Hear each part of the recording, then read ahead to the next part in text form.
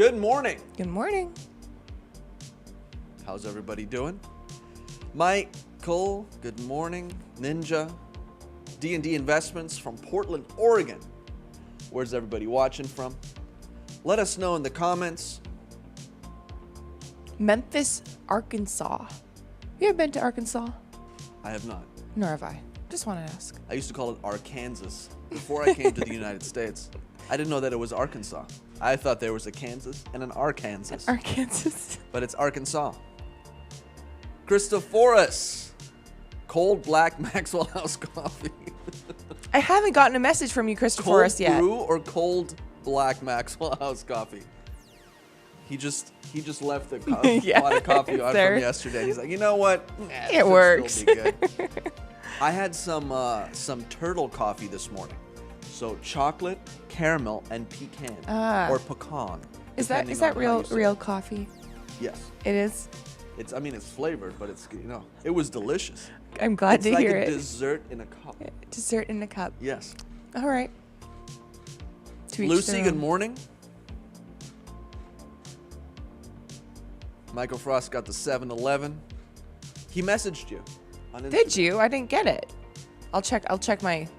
Ninja Buddha, Civet Cat Coffee. Yes. What do they call that? Kopi Luwak. I have tried it, and I do regret trying it, but... Really? Yeah. I haven't tried that one yet. I told my dad, and he won't let me live it down. Bethany's on her third cup. Maybe you should slow down. Janice, good morning. Angela, good morning. Welcome, everybody, to Check the Market. Let's get into it. Let's see what's going on. See what's happening. But hate haircuts even more? Introducing the Flowbee Precision Haircutting System. Get that freshly sucked hair you've always dreamed of without leaving the house. You can suck your whole family, mom, sister, and watch Uncle Steve suck himself. Looking good, Steve. It's an actual commercial. All right, there's no way I'm buying one of those. You don't You want to suck your whole family? Okay, next. All right, Utah's governor does a video address to kids where he shares his pronouns. Now, this is a supposed conservative governor. Roll it. Okay. Ladies and gentlemen, good afternoon. I am Governor Spencer Cox, and I have the pleasure today of hosting the first One Utah Student Town Hall. And my preferred pronouns are he, him, and his. Yeah. So thank you for sharing yours with me. And my preferred pronouns are he, him, and his. My preferred pronouns are he, him, and his. He, him, and his. And my preferred pronouns are he, him, and his. So thank you for sharing yours with me. I believe in helping young leaders learn and grow by listening to them and providing platforms to share their voices. Leading with equity and inclusion starts at a young age, and the students that are joining us today have shown great leadership through their academic achievements and civil and civic participation in our state. So you have Mitt Romney in Utah, and you have the Utah governor. Who are just people in Utah need to pay attention who they vote for. And you think they're like the most conservative, one of the most conservative states? Yeah. Bethany said he looks like his hard drive should be seized by the FBI. I agree. Yes. Kevin agrees too. Tell me your closet people. Don't say that too much. Everybody's saying it. I know. This guy's a future on the board of Disney. Just has that energy about it. Yes, I would agree. Next. Breaking news, the Republicans have just flipped the Kenosha County executive after years of Democrat dominance. So very interesting news there. Next. Okay, this is really weird. UFO sightings have left witnesses with radiation burns, brain damage, and perceived time suspension, according to interviews in newly released Pentagon report from 2010. Next. U.S. intelligence officials have evidence that UFO sightings have led to adverse health effects like radiation burns, paralysis, and even brain damage, according to a newly released report from a shadowy Pentagon program that closed in 2012. The study classifies different types of encounters with unidentified objects, including ones accompanied by sightings of ghosts, yetis, and spirits, and others that result in injury, death, and even permanent healing. It also includes a summary of UFO-induced effects that was compiled by a private nonprofit in 1996, ranging from the most common one, abduction, to paralysis, eye injuries, electrical shocks, and even sexual encounters. Those aren't. What is happening? Those aren't. What is going on? I know. This is 2010. Next. This is what they spend the defense budget. Yeah, exactly. The 2010 report compiled 42 cases of adverse effects from medical files and 300 from unpublished cases. The document is part of 1,500 pages from the new defunct Advanced Aviation Threat Identification Program that were released to the Sun by the Defense Intelligence Agency. Sufficient incidents/accidents have been accurately reported and medical data acquired as to support a hypothesis that some advanced systems are already deployed and opaque to full U.S. understandings, the report reads. The report was released to the Sun as part of a Freedom of Information Act request from 2017. It was written for the secretive ATIP program, the existence of which was revealed by whistleblower and former head of the program, Luis Elizondo, that same year. So, just thought I'd throw that in for you because it's an update on our, our world. There you go. Shoot them down. Yeah. But no, we're going to track them and see what they do to humans. Next. Canadian energy company Suncor says it is getting rid of its wind and solar assets. So interesting stuff. This is weird for me to see because Canadian government on local, but more so provincial and federal levels have been like going hard tilt in favor of solar, so-called energy efficient, and giving great incentive to companies to do this. So for Suncor especially to say no more, it's a big deal. Next. That company's done pretty well. SU is the ticker symbol, yeah. Where's it at now? $33. Not bad. $33 a share. And they do trade on the US stock exchange. So SU, Suncor. Cool.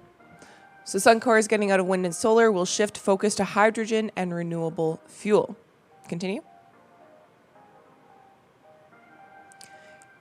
Canadian energy company Suncor says it is getting rid of its wind and solar assets. In a news release Monday, the Calgary-based company says it still intends to be net zero emissions by 2050, but will accelerate progress towards that target by focusing on hydrogen and renewable fuels instead. Suncor says its strategy for hitting the 2050 goal is also focused on increasing shareholder returns. Continue. Nice. The company says it has developed 8 wind power projects since 2002 in 3 provinces, Saskatchewan, Alberta, and Ontario. The news release says efforts to hit the 2050 net zero goal will also include replacing coke-fired boilers at its Base Plant oil sands project near Fort McMurray in Alberta with lower emission cogeneration units, as well as accelerating commercial scale deployment of carbon capture technology. It also notes it's partnering with ATCO on a project to build a world-scale hydrogen project in Alberta and deploying next-generation renewable fuel technologies like LanzaJet's sustainable aviation fuel technology and Enerchem's waste-to-fuels technology. So there you go. That waste-to-fuels technology is very interesting. I watched a video this week of a company in Singapore. Yes, I believe it's Singapore. Yes, it is Singapore. So Singapore is it's like a city-state, basically. Yep. And they take all of their trash to one facility where they burn it all and turn it into electricity. And they have some sort of like advanced filtration system where they then where everything gets burnt off, and then all the toxins and everything gets filtered out, and then the ash from it gets put on an island where they have like a containment pond where all that ash gets put in. and then that Okay. ash basically, just like dissolves in the water. Interesting. And yeah, so Cool. it's very interesting the way they do it, and I look into that. thought it was I Yeah. thought it was interesting how they Wow. got rid of waste there instead of just putting it on a landfill. Cool. Good stuff. Next. Breaking, Slovakia has removed all COVID entry and travel restrictions for vaccinated and unvaccinated travelers. Glad to see it. Yet another country doing the right thing. Next. SEC says employees improperly access privileged legal records, legal memos for agencies' in-house court system, which why would you have an in-house court system? Good question. Legal memos for agencies' in-house court system were uploaded to database that enforcement division could access. Let's see it. Employees at the Securities Exchange Commission improperly accessed documents prepared for cases being litigated in the agency's administrative court system.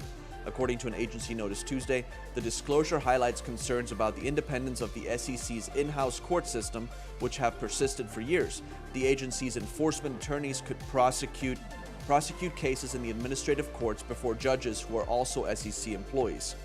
How is that not a conflict of interest? The SEC's commissioners who run the agency and oversee the enforcement division work can hear appeals of cases that first resolved by the in-house judges.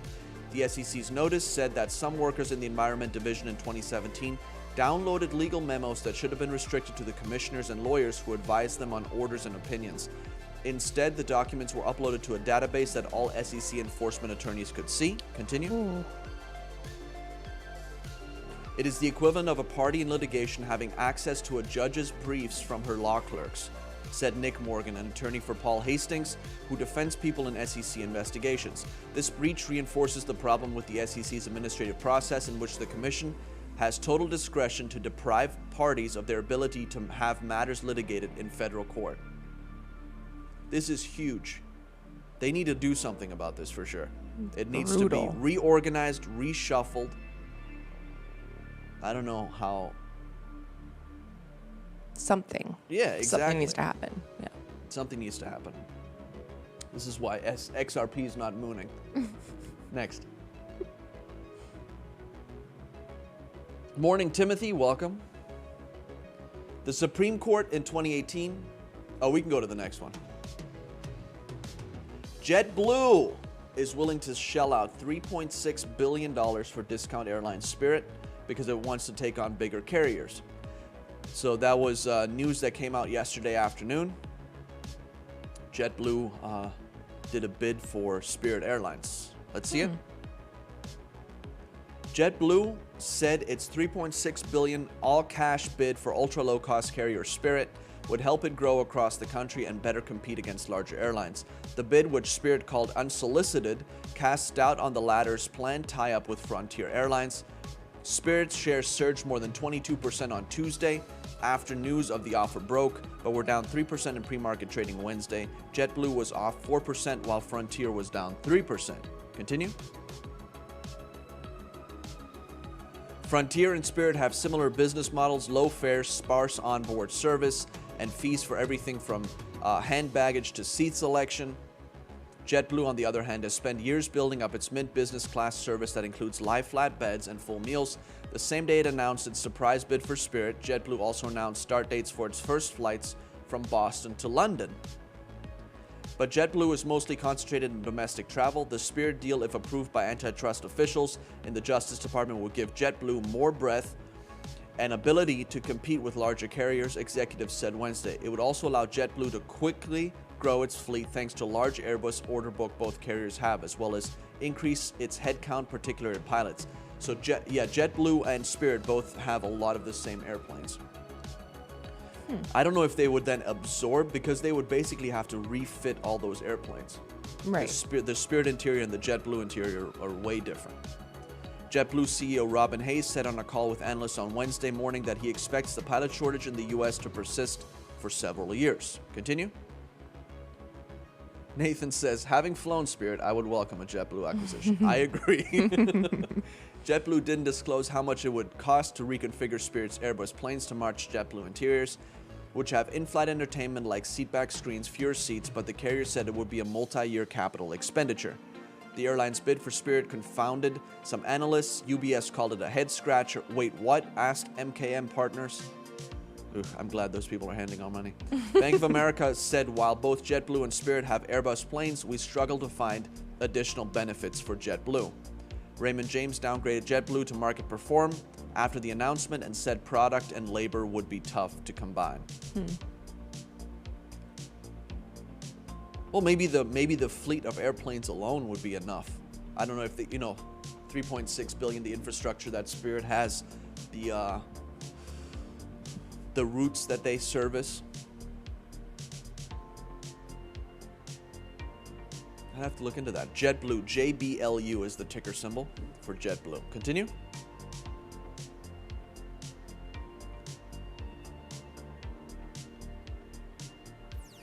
Good morning, Shepherd's Light. I don't know if it is, Michael. I haven't looked into that.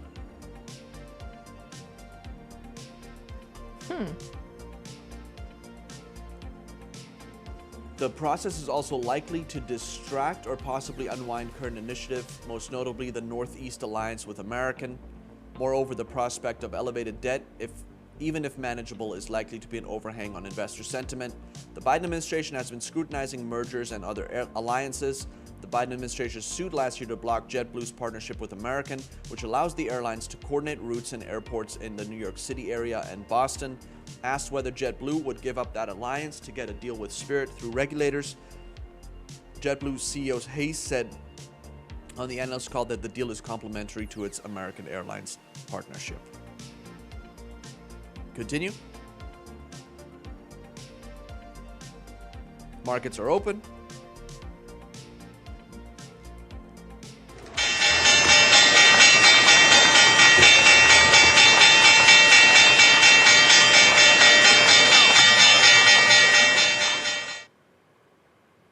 S&P 500 is down 1%, 45 points. NASDAQ down 1.5% at 225 points.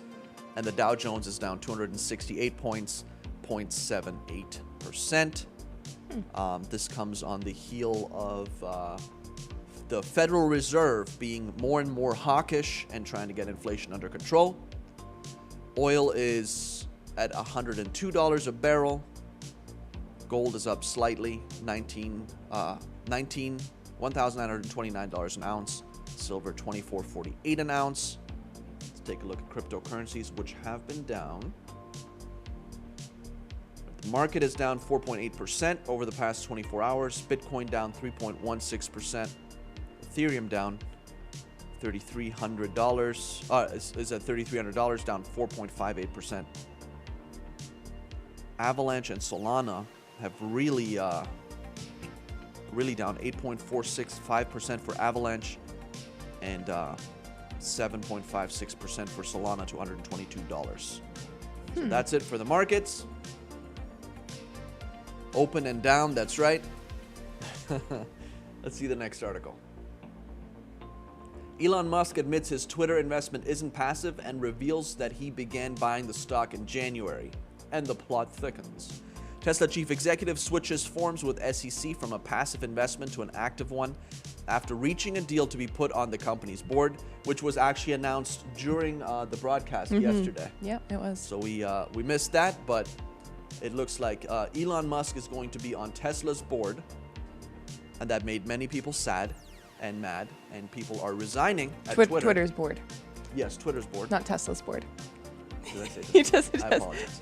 You know your mind Elon is at. Musk and Tesla is like, It's like one and the same. One and the same. Yes. So yeah, he's on Twitter's board. There you go. And if you go to the Twitter CEO's oh, it's so good. Isn't it? It's so good. I got lost in the Twitter feed because it was just so delicious. Everybody freaking out when he tweeted that he was putting Elon Musk on the board. Yeah. Everybody was freaking out about it. And I'm quitting. I'm closing down my account. One person said that basically censorship is free speech. Yeah. And free speech is censorship. Censorship. Yeah. Yeah. They're crazy. I don't understand they're crazy. how you don't. can get that twisted in your mind, but that's what they're saying. Is that like, yeah, crazy stuff. All right, let's see it. Let's see the article. Elon Musk filed a new disclosure of his Twitter stake with the Securities and Exchange Commission on Tuesday, admitting that he invested in the company with the goal of effective change and that his stock purchases began months ago. Musk disclosed Monday that he had purchased 9.2% of Twitter's outstanding stock, but he did so on a 13G form, suggesting the investment was passive, meaning he would not seek change at the company. Tuesday afternoon, he filed a Form 13D, more often used by activist investors, that detailed an agreement with the Tesla chief executive has reached with the social media company that was disclosed by Twitter earlier in the day. The new filing requires more disclosure and shows that Musk began accumulating Twitter stock on January 31st with the purchase of more than 620,000 shares. Musk then purchased shares in every available trading session through April 1st, with total daily shares purchased ranging from 371,000 to more than 4.8 million on February 7th. Continue. The SEC requires that investors disclose when they've purchased more than 5% of a company's stock on one of the two forms within 10 calendar days of hitting that threshold. Musk admitted on the first form he filed that he had passed that threshold on March 14th, but did not disclose the purchase until April 4th, missing the deadline by more than a week. Twitter announced Tuesday that morning that Musk would take a board seat in exchange for agreeing not to push his stake in the company to 15% or higher. Jeez. So he's basically been holding them at gunpoint. The same information is reflected in Tuesday's SEC filing from Musk. Yeah, wait. Andre said wait until he restores Trump's account. That's what everybody was like worried about. And, you know, if he restores Trump's account, I'm never going on Twitter again. We'll see. Continue. After Monday's original disclosure, Musk tweeted a poll asking if users wanted an edit button. After users voted overwhelmingly for yes instead of on. Twitter's official communications account said Tuesday that the company is preparing to test such an offering on its subscription Twitter Blue service. Twitter stock has increased 29.7% collectively in value during the two trading sessions. Let's see where it's at today. TWTR come down slightly. We are at 49.66 a share, so it's down about 2.69% today. So Twitter's market capitalization, which is at 40 billion, that would be, you know, he could buy that easily. Totally. The whole company. Continue. This crypto fund has outperformed Bitcoin for the last 5 years. Here's how. Let's see it. In a space filled with venture investors and traders, a blockchain fund run by value managers thinks it can give investors greater returns than Bitcoin itself. Bitcoin has been called the best performing asset of the decade by some. Off-the-chain Capital, a fund that deploys a traditional value investing strategy using fundamental analysis to find undervalued assets, says its funds has outperformed Bitcoin in each of the last 5 years. The fund has averaged 133% per year since its inception in 2016, compared to about 108% per year on average for Bitcoin, according to Off the Chain. So this started out as a family office, and now it's like a hedge fund that takes on clients. You can contact them, see if if they'll take you on as a client, but I'm sure that there's going to be a large investment required up front. But what I thought about this was, it's interesting that there's funds out there now that are dealing specifically with cryptocurrencies. So it's not just, traditional hedge funds that deal with bonds and real estate and, things like that. But we're looking at cryptocurrency hedge fund and a family office that was created specifically for cryptocurrencies. Very interesting. We can go to the next article.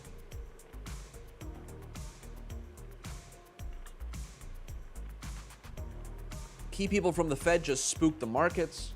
Yes, they did. Here's what they said. So this is why the market is down, what they're saying. Let's see it.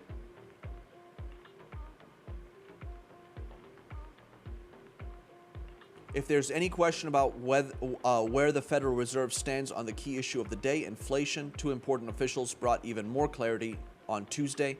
Fed Governor Lael Brainerd and the San Francisco Fed President Mary Daly both issued comments that showed they envision higher rates, and that in the former's case, an aggressive drawdown of the assets the central bank is holding on its balance sheet. Investors didn't particularly like what they heard, sending major averages considerably lower on the day and the 10-year Treasury yield to a new 2022 high. Continue. It is of paramount importance to get inflation down, Brainerd said during the Minneapolis Fed webinar. The Federal Open Market Committee, which sets interest rates, will continue tightening monetary policy methodically through a series of interest rate increases and by starting to reduce the balance sheet at a rapid pace as soon as our May meeting. The comments helped knock down a positive opening on Wall Street that ultimately turned to a nearly 1% loss for the Dow. The more aggressive Fed chatter also comes as a 30-year fixed mortgage rate topped 5%, a key threshold which could slow the housing market. I read an article this morning that said that at 5.75% is another critical level. So if the mortgage rates hit 5.75%, the housing market is going to slow down even more, and potentially, which could lead to a devaluing in the housing market. Right. Yep. So the prices of houses could come down a little bit, or a lot of it, depending on how much higher the interest rates go. Later in the day, Daly said inflation is running at a 40-year high, is as harmful as not having a job. I'm glad they're seeing that now. Like, finally. Okay, now we're getting close to November's election. Now, finally, you'll say these things. The Fed is on the case. Well, we're glad they're on the case a year too late. Continue. Exactly, Sandra. Then it'll be time to buy. So once interest rates hit that high and there's not a demand out there in the market for houses as much, prices come down, and then it'll be time for us to buy on the dip. Nice. All right, we can go to the next one. Musk to join Twitter board, promises change. Sending Twitter into a frenzy. It looked like a scene from Independence Day on Twitter yesterday. It did. Yes. Carnage everywhere. It was fun to watch. It was. Let's see it. Twitter said on Tuesday it'll offer Elon Musk a seat on its board of directors, a position the Tesla boss and entrepreneur plans to use to bring about significant improvements at the social media site after disclosing a sizable holding. Musk reported in a regulatory filing on Monday that he had amassed a roughly 9% stake in Twitter, making him the largest shareholder. Looking forward to working with Parag and Twitter board to make significant improvements to Twitter in the coming months, Musk tweeted. Beyond the promise of change at Twitter, Tesla's CEO, who often chooses unconventional paths, has provided little detail. Continue. Musk will be involved in strategic decisions, including the direction of Twitter's Blue Sky project and the addition of an edit button, according to a source familiar with the situation. Why is the edit button important? Because do you think it's like something that we... That's the beauty and horror of Twitter, is that you can't go back and edit. You'd have to delete the whole tweet, and people have already seen it, screenshotted it. So I'm against the edit button. Yeah. But I'm also I'm like 9% for it. So, but it's a big deal because that's what makes Twitter Twitter. So if you tweet something, right, and they don't like it, then you can go in and you could edit the tweet instead of having to delete it and like make it sound like different. Yes. And see if then that gets. But then let's say if I put out something that got 30,000 likes on it, and it was talking about politics, but then I go in after it's already amassed that amount of likes and shares, and then it's like Matei's the best in the world. Yeah. And I just changed the whole structure of the tweet to that. I see. Then everybody would then be agreeing with that. So that's where Twitter is unique. So you'd have to go in and unlike. You'd have to go in and unlike, yeah. I see. Yeah. So it's, there's positives and negatives to it. Absolutely. But you're changing what Twitter is. So if you had to... Cannot change your mind as easily after. What does the audience think? Edit button, yes or no? Bethany. Let us know in the comments. and I'll send our poll to Elon Musk. All right, next. We can go to the next article. Oh, look at this.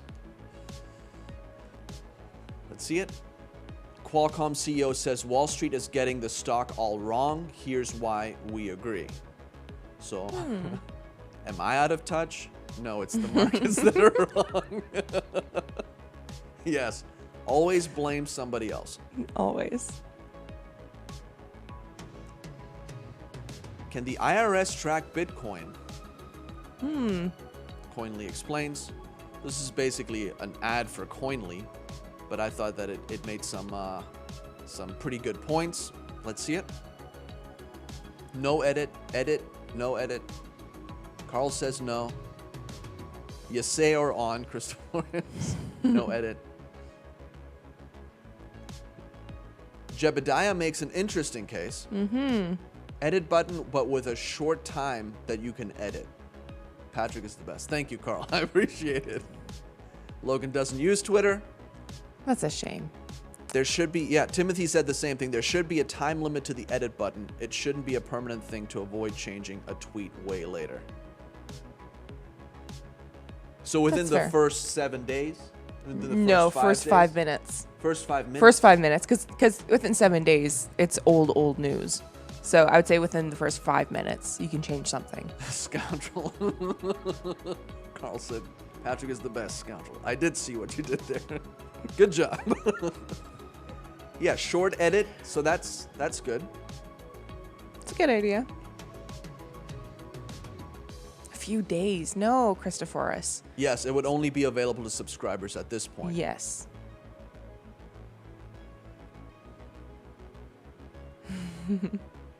Oh, you'd have to pay for the right to edit. Interesting. Yes. Yeah, that's the subscription. That's so if you want to edit, Twitter you got to Blue. pay for it. If you want Yes. to edit your tweet. So if you really mess up and they cancel your account, you just Yep. pay Twitter, Yep. depending on how many subscribers you have. Yes. So let's say $1 per subscriber. So if you want your Twitter account back, it'll be an $80 million donation by Yes. Donald Trump Yes. to Twitter to see his account restored. His account restored. Exactly, Bethany. You can just delete the whole tweet. tweet if you're that ashamed of yourself.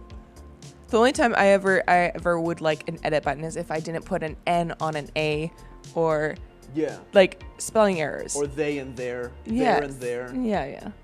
You know, little things. But some people really screw it. Like they put out some horrible tweets, and then they want to change it. Yeah. So 5 minutes, I think, because Yeah. to screenshot it is I like guess. that's what Like that's what Twitter is. when Ron Klein, right, the White House chief of staff, Yeah.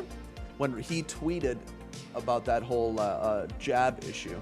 Oh where it's yeah, like, yeah, okay, yeah. this is a workaround. Yes, it is, Yeah. or whatever. That basically sunk their case. Yes, exactly. So he would have needed an edit button. Totally. But it wasn't available. It wasn't. Internet Interesting. lives forever. Interesting. All right, next. Oh, running out of time. All right, the U.S. government holds $4 billion of Bitcoin and $30 trillion in debt. Shouldn't we be regulating them? Ooh. Jane I like it. Addams, you make a valid point. We should be Totally. regulating them instead of them regulating Bitcoin. Oh, man. Tweet self-destruct in 15 seconds like Mission Impossible. That would also be good.